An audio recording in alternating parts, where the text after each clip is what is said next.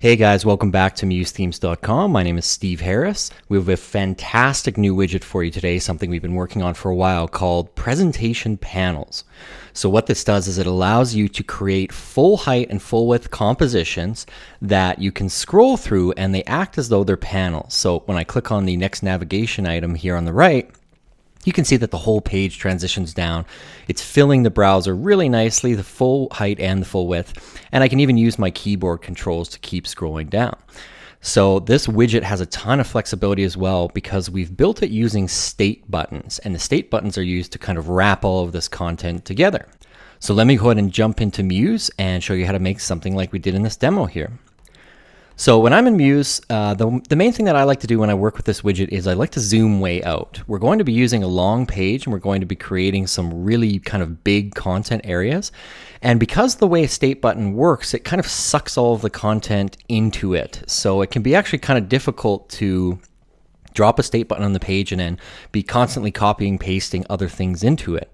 So I just like to have a lot of room to work here. And the first thing I'll do to get started is let's just go into our library panel and we'll drag the presentation panels widget out on the page. So when I do that, you can see we have kind of three components to this widget. And let me just move these over off the canvas here for now. So this top one that has kind of a weird line at the top, it's rendering a little bit strange. We hit a bug in Muse for the kind of the page poster here, but basically this is the controller widget. So you can see we've got a really big panel with lots of setup options for things like the way it scrolls, navigation dots, slider arrows, animation settings, all of that. The next thing we have below is what we're calling the parent element panel. So this is where we'd create a big content section called a parent, and in here we just apply graphic styles and kind of link them up. The next widget down below is really optional. You do not need to use this, but this is called a child panel. And the child panel allows you to create kind of a sub area of content within the bigger panel that can be aligned and centered vertically or centered horizontally. So what this allows you to do is it allows you to create sites like this one where when you when you shrink the browser window, the content is staying directly centered and you're not pinning it or anything like that. It's just this is done using a child panel. Same thing on this that says float multiple elements. We've got elements in the right and left. You can see that when I shrink this down, this is staying in the right, this is staying in the left. And then when I expand it back up, they stay kind of pinned where they are. And this is how the child panels work. But again, they're totally optional. Okay, so let's go ahead and set one of these up. So the way that I'm going to do it for this demo is I'm just going to drag a state button out on the page, just like that. It's in your kind of standard Muse library. I'm going to delete out the existing content in there, and I'm just going to make it so it doesn't have round corners and it doesn't have any sort of rollover states because they're not actually going to be buttons. These are just containers for our content. So once I've done that, then I'm just going to align this to the top left, and I'm going to drag it across and create kind of a big content section, just like that. Okay, done. Now for the next panel, I'm just going to copy this state button down and drop it below. Now this is where you may want to actually design your layout without the state buttons first and then drop these in later, because if I had dropped that on top of this top one, they would have combined to create one big state button, which can be a little bit confusing. So for the second panel, I'm just going to set the background color to black, just like that. And so now we've got these two content areas. So for the first panel, I'm going to go ahead and assign a graphic style to it. Let's call this panel 1. And then for the second one, we'll do the same thing. We'll call that one panel 2. Okay, perfect. So now that we've got a couple of panels set up, let's go ahead and dig into the options in this widget and let's get something else kind of rolling here. So I'm going to leave the options panel here for now alone, and I'm just going to use the parent panel where we can actually input these IDs. So for the parent panel, we've got two parents set up right now. We've got panel 1 and panel 2. So I'm going to just go ahead and fill in this first one. We need a unique panel ID. Let's call it panel 1. A graphic style that's linked up to, well, that's panel 1 as well. And then we have a pagination.hover display title. I'll show you what these mean when we preview this in the browser. So for now, we've got panel 1 and panel 1. That's good. Next thing I'm going to do is duplicate this little widget because we've got two parents in this. We've got a panel 2 as well. So let's call that panel 2 and panel 2. And we want the pagination dot to read panel 2. Okay, just like that. We're not even using this child panel widget for now. Okay, so now that we've got those two parent panels set up, let's go ahead and look in the controller widget and we'll just run through some settings really quick. So our transition type we can set between vertical scrolling and sliding or horizontal. And below that we have some options for looping. So obviously looping bottom would mean when you hit the bottom of the last panel, you're going to automatically scroll back up to the top. We can set auto scroll and things like that. So I'm going to leave this set at vertical and let's just preview this in the browser now. Okay, so you see that we've got kind of this gray screen, the gray panel. We've got these two nav dots on the right. And when I mouse over them, it says panel 1 and panel 2. When I click on panel 2, the whole page transitions and you can see that now we're on the black panel here. So that's as easy as the setup is. It's really simple kind of to get rolling and get a basic structure set up. Now we could also go in here and set the sliding. So this means it's going to scroll horizontally. And once we do that, we actually enable some options for creating navigation arrows rather than just those navigation dots. So if I preview this one in the browser, you can see that now we have these arrows and you can customize these to be anything you want.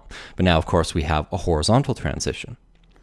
Okay, so let's go ahead and add some more kind of content in here. I've got this top panel and I'm just going to add a background fill to it. I've just got this image here that we used in the demo and I'll put that in there like that. And let's just scale it to fill and center it. Okay.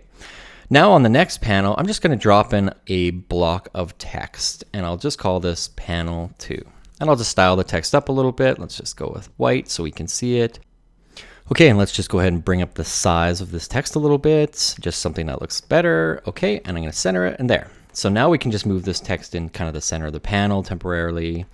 And good, so now we've got a little more style to this, so when we preview it, it's going to look a little bit better. So let's go through some of these controller options a little more thoroughly. We touched on the sliding and transition types. So now we've got navigation settings. We can enable keyboard navigation, which means, of course, you can kind of click through the panels using your keyboard. Now we can turn on or off the navigation dots that you saw on the side. So we can change with the navigation dots the position. So I'm going to go back to scrolling, which is vertical here, and then we can change the position to right or left. If we were on sliding, we could change it to top or bottom. Now we've got placement from the edge, so this is like a padding control. We've got the navigation dot colors, so right now it's set to orange, and we've got the opacity, so we've got it set at 0.5 or 50%. Now we've got the tooltip color. Now that's where it said panel 1 and panel 2 on the right side. I'll go back to the demo and show you here. So these little options here on the pagination dots. And remember, those were set up actually on the parent panels here where we just put in the pagination dot hover display title panel 1.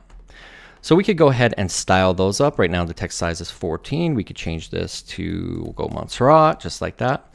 Now we have the navigation arrows, which are actually grayed out right now because they're only available on the sliding panel or horizontal ones. So we won't bother working with those, but as you can see, you can actually set a custom graphic style for those arrows. So if you want to use something completely custom, you can. After that, we've got our animation settings. So we have the typical easing controls. And then we've got an animation timing here, and this is of course in milliseconds. So it's set 700 right now. We could go to say 1000 to make it a little bit slower. Okay. And lastly, we have the header and footer settings. So this allows you to kind of pin a fixed header or a fixed footer. And again, these use a graphic style. So I'll just create something really quick and really basic. So if we were to just take a rectangle here, and I'm going to draw it across the top of the browser, we'll set a black fill to that. Actually, let's set something a little different. Let's go with gray. We could put some text in there, but for the purpose of this demo, I'll just leave it empty. And let's create a graphic style based on that, and we'll call it header, just like that. Okay. So now on our controller panel at the bottom here, it says enable fixed header and enable fixed footer. I'll shut the footer off for now, but we've got the header and the graphic style name of header. And then we can set some padding, which will actually pad kind of below this header where the content starts, but I want it to start right away, so we'll go 0. So let me preview this now. And what we should get is a fixed header, just like that gray area at the top. And then when I go to panel 2, you can see that the panel scrolls underneath. And actually these text styles are different too because I styled those up. So this is looking really good and working really well. This widget is amazingly compatible and it's really stable. Okay, so that's about it for the controller panel here. I'm going to delete out this header because I don't like the look of that. And now let's touch quickly on the child panels and what they do. So when I preview this one in the browser, you can see that panel 2 here, it's staying relatively centered, but you can tell it's not centered vertically. It's not right in the middle. And when I shrink this down, you eventually hit the page size, and it's actually it starts ending up kind of on the right side here. So that's where child panels come into play. So the way that we would do a child panel is we could drop another state button into this area. So I'm going to just drop another state button in here like that. Let me delete out this content again, and I'm just going to make this a little bit bigger. Okay, like that. Move it behind that text, and I'm going to again delete the states on that button. Okay, so now we've got this panel 2 text, and you can see that just when I moved it there, it actually dropped itself into the state button. That's why those are such great containers. I'm going to remove the background on this, and we could of course set a fill or something like that, but for now we've just got some text, and let's just create what looks like a little simple button under there. So I'll just add a fill to this. Let's go with our typical orange. Okay. And you know what? I'll round the corners a little bit so it looks more like a button.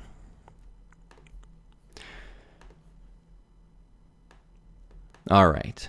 So let's pretend we've got a nice button there and we've got some text. And so they're both contained within this state button. Now this is going to be our child panel. So let's make sure that's selected, and we're going to create a new graphic style based on that. And let's call it child 1, just like that. Okay. So now we can use this child panel option panel here, and when we bring this out, we have the graphic style. Well, we just created that. It's called child 1. Then we have the parent panel to place it within. So we can place this within any of these panels. Let's go ahead and place it within panel 2, just like that. And then now we have positioning options. So we can force this to stay centered perfectly. We can have it centered horizontally, vertically, top left, right, all that sort of thing. So mainly what we're using this for is centering. So let's go just centered like that. Okay. So now if you remember this last demo, it was kind of moved up to the top. It didn't stay centered very well. Let's see what we get when we preview this. Okay. So we've got the first panel. Let's go down to the second one. There. Now we've got this state button in this child panel, and you can see that it's centered perfectly top and bottom. And if I move the browser smaller here, it's staying perfectly centered the whole way as well. So this is a really powerful option, and it allows you to create things that are a little bit more advanced, like we did in this demo. Now again, with that said, you do not need to use these child panels. I can actually delete the child panel out completely, or the child panel widget controller, preview this in the browser, and it will still work. It just, you don't have as refined control over this. You can see that again, now it's not centered. It's not going to stay centered. So that's the presentation panels widget. I think you can see it's really powerful and really awesome. And setup wise, it's actually super easy to do. Again, one thing I'll stress is that the state buttons can be kind of confusing in terms of if they start pulling in your content that you've dropped. Like if I were to move this up slightly over top, it may find itself pulling into the top state button. See, now it's in the top one. So you may want to design your whole page without any state buttons. And when you're happy with the placement of everything, put your state buttons in last, define the panel graphic styles, and set it up completely. That's it. If you have any questions or concerns, please let us know. Thanks again for watching, and cheers.